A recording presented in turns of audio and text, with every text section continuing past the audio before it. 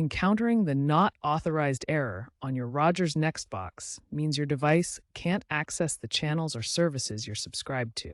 This usually happens because the box isn't properly linked to your Rogers account, doesn't have the correct permissions for your channels, or needs a refresh to sync with Rogers network. The quickest fixes involve digitally repairing your NextBox using the Rogers app or website, a feature enhanced with AI in August 2025 to simplify the process.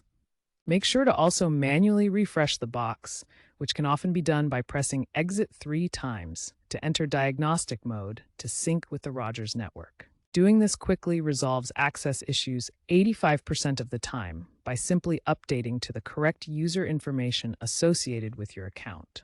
This will prevent frustration and reduce support ticket requests. If basic pairing and refreshing don't resolve the issue, delve deeper. First, ensure your channel entitlements are up to date. Rogers now automates entitlement checks when you change your subscription. If that's not the case, contact Rogers support to manually push this if required.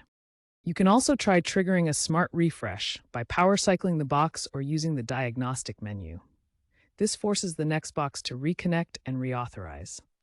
If problems persist after these steps, especially after firmware updates or account changes, contact Rogers support directly at 1-800-ROGERS.